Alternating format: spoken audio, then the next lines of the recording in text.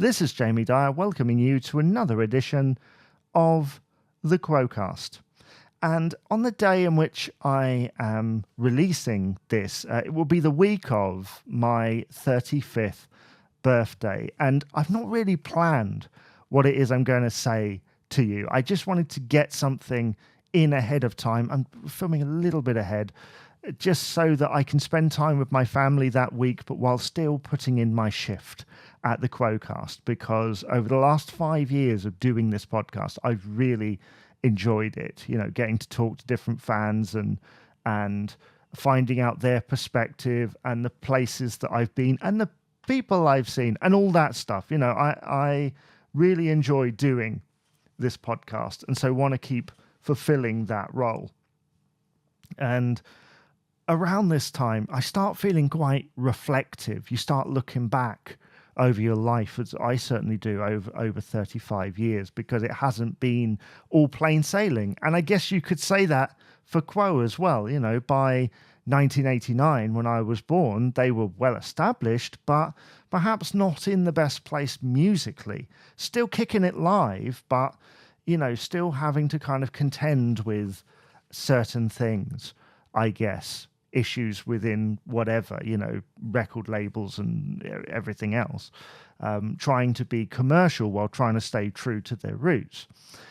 And then they kind of go up because we have like the anniversary waltz. Some people would think that was, a bad time. I happen to think maybe that was better than we all think, because, huge chart success on Top of the Pops, huge gig at Butlins in Minehead, kind of bringing it all back again. And then the next year into Rock Till You Drop. And the albums after that, up until Under the Influence, a little bit ropey in places, but I have a place in my heart for Thirsty Work and Don't Stop. But, that's a story for another day, I think. I first became a Quo fan in 1998 when they released the Whatever You Want, the Best of Status Quo, a compilation. And I sat down in my dad's car on a Saturday morning and I heard Down the Dustpipe. And I was 8 years old, not knowing what I was hearing, but I was mesmerized. There was something about the rhythm and like the different songs that were coming on In My Chair and Paper Plane and Mean Girl. It's like, oh, like this, I'm really getting something from this. I'm not going to tell my dad that I'm getting something from this, but I'm getting something.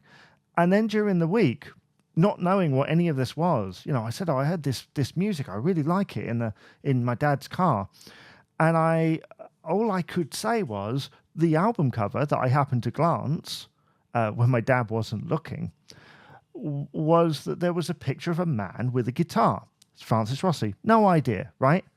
And so I ask my family. They have no idea what I'm talking about. I get like a compilation in a shop, which is like a 90s compilation that has like pictures going down. It was like the greatest hits of 97 or something, because, they're the same thing. But it was a visual thing. I think they were going off of visual. And then when my dad came around again a week or two later, I asked him, or they asked him, and he must have gone, well, that's Status Quo, And it turned out he was a huge fan, massive fan, since the 1970s. His mum, my grandmother, was a huge fan as well. And it turned out to be this entire like family thing on that side I wasn't aware of. And so, I from that day became a huge Status Quo fan. He bought me the compilation. And over that time, the other side of my family started sort of buying some of the albums. If they saw any in shops, with the word Status Quo on it, they'd buy it. So I got like Thirsty Work and Live Alive Quo, which I bought in France. About 25 years ago. It was great. I loved it. I discovered, like my first musical love, because a lot of the stuff I was hearing up until that point was all things I'd heard from my sister's bedroom or hand-me-downs from elders and stuff, whereas it felt like, even though my dad was a fan, it was like, well, I I have something that's mine. And yeah, I was absolutely obsessed. I saw the Don't Stop video. I got albums like Under the Influence and Famous in the Last Century, and I just kept buying and buying as we went on until today, really. And being somebody growing up in the late 90s and 2000s, your contemporaries, all the people around your age group, are not Status Quo fans. They don't really understand it. They're into whatever the big thing was at that moment in time, whether it was the dance music or boy bands, girl bands, that type of thing, which to myself, I will tell you about my other musical preferences in a moment, but I have quite a wide variety of different things, even encompassing some of those things. But Status Quo was my thing, and it did feel quite disillusioning, like alarming. I can't think of the right word, but it was just really like downhearted to feel like nobody else really understood where I was coming from, especially as I got into my teens. I was discovering all the 70s stuff, and from the Party Ain't Over Yet documentary and all those clips from the early 70s, that wonderful concert from Wembley in 74 with Alan Lancaster doing Backwater, Just Take Me. I was absolutely like mesmerized and wow, amazing. And I loved their humor, and I loved their personality that they brought to things. And I loved that rhythm that they were famous for. I loved the melodies, which were in abundance on things like Thirsty Work. I love all that stuff. And so, yeah, I get into college. And what I tend to find was, whereas with school, it's like, you're a Status Quo fan. Okay. In college, they're like, well, Queen are better. Well, I like Queen too. I like AC/DC. I like Led Zeppelin. I like all of these other things. But Quo were my band. And I kind of felt like, whereas all these, comparatively old bands were getting the superstar, oh, they're so amazing. Oh, yes, a brilliant treatment. I felt like Quo were just like the butt of everybody's joke.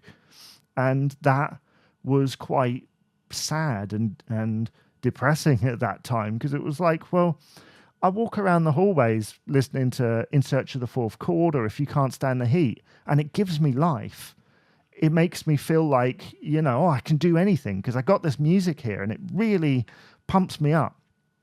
And I was really excited, by this thing. And I just felt like, why doesn't anybody understand it? And by the time I got to university, I started to feel a little bit more confident, I guess. I mean, people knew I was a Status Quo fan. I just didn't rub it in people's faces quite so much. And especially by that point, you learn that no matter how many jokes anybody throws at you, you still know how good they are, how much you like it. And also, every time they play anything from a Radio 1 gig to Glastonbury, Radio 1 in the Park, Radio 2 in the Park, whatever it is, they always knock it out the park every single time. And there's always somebody there that goes, I didn't realize they were so heavy, because they're imagining a bunch of geriatrics coming on stage singing Margarita Time and rocking all over the world. And, that wasn't that. They're doing Big Fat Mama. They're doing a medley of stuff like Proposing and things, and they're knocking it out of the blooming park at this point. And so once I realized that, it was like, I don't need to feel bad, because they always, prove people wrong. And it doesn't really matter about accolades or, best British band or anything like that. It doesn't. It really doesn't, because when you start looking at the facts and figures and even people's opinions, which later, get changed around a bit once they realize, well, yeah, I know I didn't like it. It's like, well, yesterday you said you did. It's like, well, everything speaks for itself. And that is where, Quo don't need to be like applauded, because all of the things that they've done over the time, they've done things that very few other bands have done. And that's what I realized. And it propelled me to this day. And speaking really personally for a moment, at times they've really saved my life, because when I've gone through bereavement, when I've struggled through university stuff, which at times I didn't really want to be in, and depression in the latter part of the last decade, and just struggling with things, Quo, with whatever new release or whatever else, they've pulled me out of it through the music, through an appearance on a TV show, Bula Quo, whatever it was. It gave me something to focus on. And that's where this podcast came in, because I was in a very kind of depressive mode. There was a lot of change going on in my life and just throwing stuff out there. And then I start doing this podcast and everything changes. I suddenly have a sense of routine. And I realized, well, I've been obsessed with Quo for years. And if I'd gone to any company or any person and said, well, I want to do a Status Quo podcast, they probably would have told me not to do it, or, where's the audience for that? Well, what I realized was there is an audience. And also, I'm not alone. Like, I love talking to fans about why they love the band, when they first saw the band. My first time was in 2007. I think I spent half of it in tears, just watching Francis Rossi whittle away on the guitar, just amazing. 2011, Isle of Wight, watching Rick Parfitt bash away some stuff on Rock and Roll and You. 2013, Frantic Four reunion tour. I mean, I love hearing different people's opinion and experience, and makes you feel like, as a fan, you are not alone. And I remember one time during college, a contemporary said to me, don't you ever get bored of listening to the same thing all the time? And it's like, well, Status Quo as an entity have been running on and off sort of thing since 1962.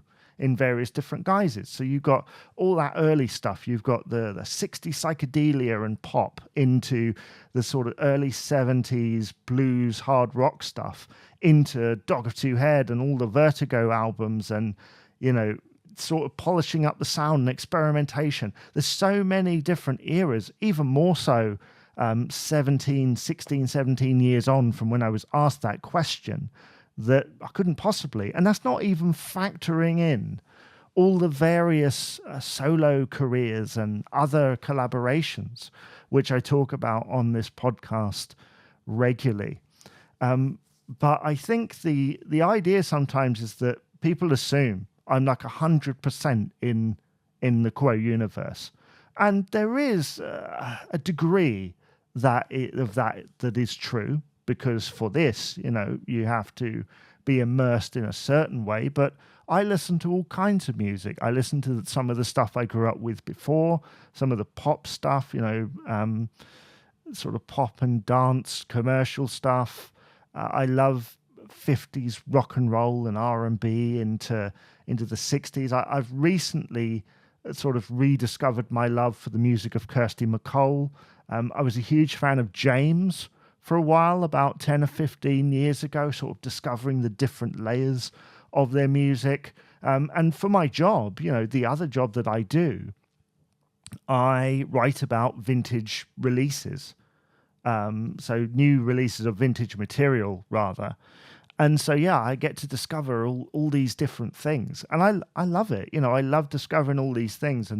And Quo were my railroad, if you will, out into other areas. You listen to covers they did, or you go, well, I really like the Everly Brothers, and you go and listen to the Everly Brothers, or I really like Cliff Richard and the Shadows, and then you go and binge all their albums. Like that's kind of where it goes. And then you're like, oh, Cliff and the Shadows inspired by Elvis, and then Elvis is like, oh, he's done a cover of this, and then you keep like bouncing around into different areas, and that's great. And obviously, I've talked before about my interest in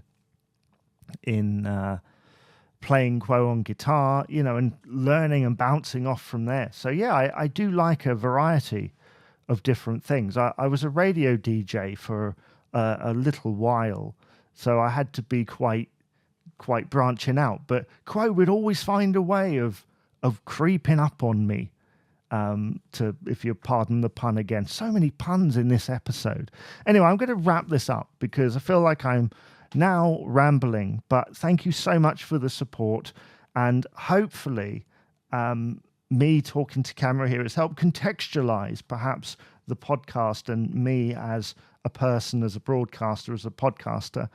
And yeah, it's been great. We're going to keep going on. The party ain't over yet. And let me know what you'd like to see in the future on the podcast. Maybe you'd like me to elaborate more on something we've just talked about. Let me know in the comments below, and I'll see you again for another episode of the Quo-Cast.